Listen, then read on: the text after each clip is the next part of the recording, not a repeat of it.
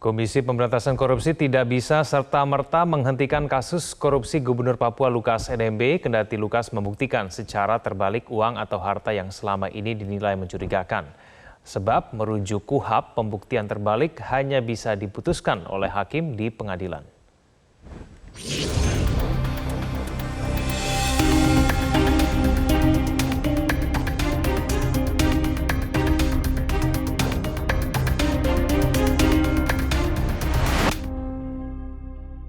Komisi Pemberantasan Korupsi dituntut mampu membuktikan bahwa dugaan korupsi yang disangkakan kepada Gubernur Papua Lukas NMB tak hanya sekedar urusan gratifikasi 1 miliar rupiah saja.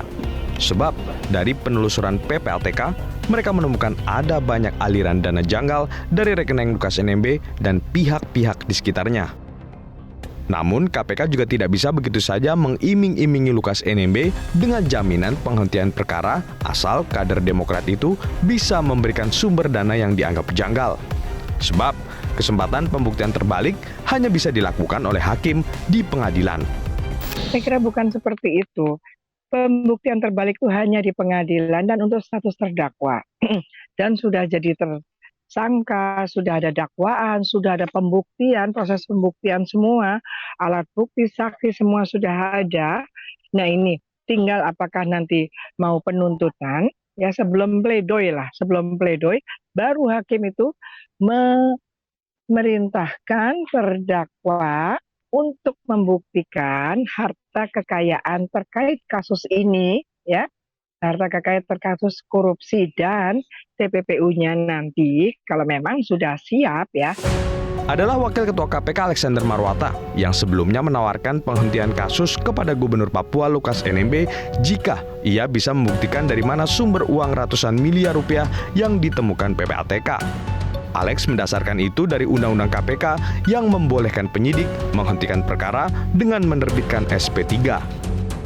KPK berdasarkan undang-undang yang baru ini bisa menghentikan penyidikan dan menerbitkan SP3. Ya. Kalau nanti dalam proses penyidikan, ya Pak Lukas itu bisa membuktikan dari mana sumber uang yang puluhan ratusan miliar tersebut, misalnya Pak Lukas punya usaha tambang emas, ya sudah, pasti nanti akan kami hentikan. Tapi mohon itu diklarifikasi, ya. Salah satu temuan PPATK yang diduga dilakukan Gubernur Papua Lukas NMB adalah adanya uang senilai 55 juta dolar Singapura atau 560 miliar rupiah yang disetorkan ke meja judi. Jika dihitung, nilai itu setara dengan sepertiga dana otonomi khusus yang diterima Provinsi Papua tahun 2022 sebesar 1,5 triliun rupiah.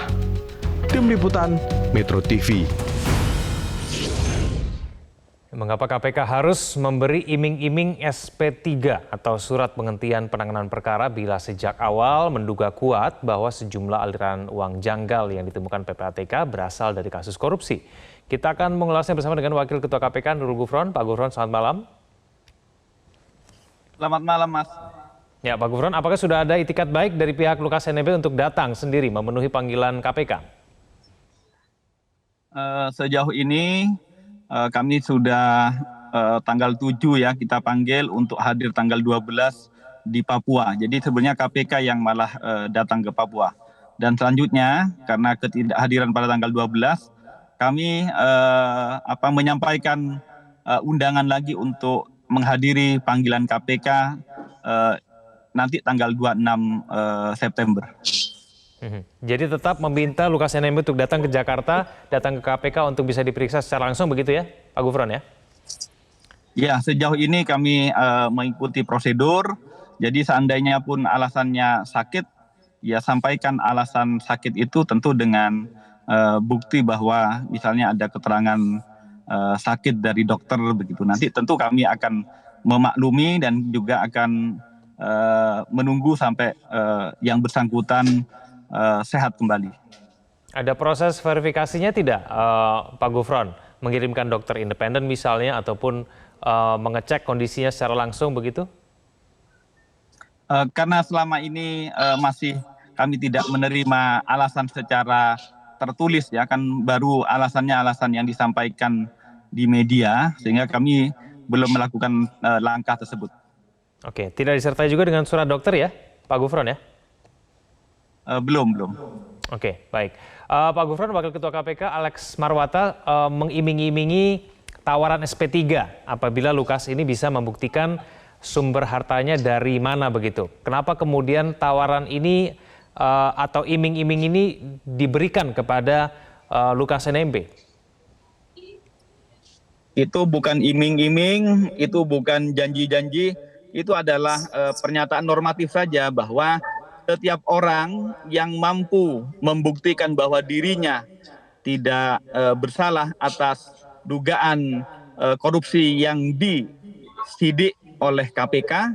KPK berdasarkan pasal 40 memang berwenang untuk mengeluarkan penghentian penyidikan. Jadi itu normatif saja, bukan janji, bukan iming-iming. Apa yang disampaikan Pak Alex itu, jadi misalnya ya, siapapun, misalnya Anda diduga melakukan tidak korupsi, dipanggil, dan kemudian dalam pemanggilan membuktikan bahwa ternyata dugaan yang didugakan kepada Anda tidak benar, maka kepada Anda nanti pasti akan kami keluarkan penghentian penyidikan.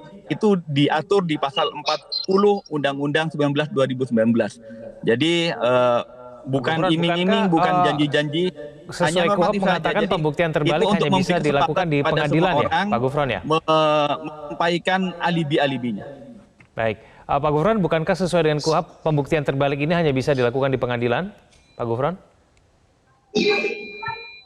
Bukan di KUHP ya, di Undang-Undang 20 2001 di pasal 38 yang mengatur bahwa terdakwa juga diwajibkan untuk membuktikan asal usul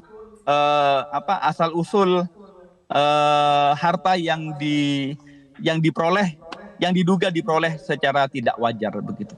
Itu sebenarnya bukan pembuktian terbalik, tapi pembuktian berbanding. Jadi KPK ataupun penegak hukum diwajibkan untuk membuktikan dalil-dalilnya, yaitu perbuatan tidak pidana korupsi.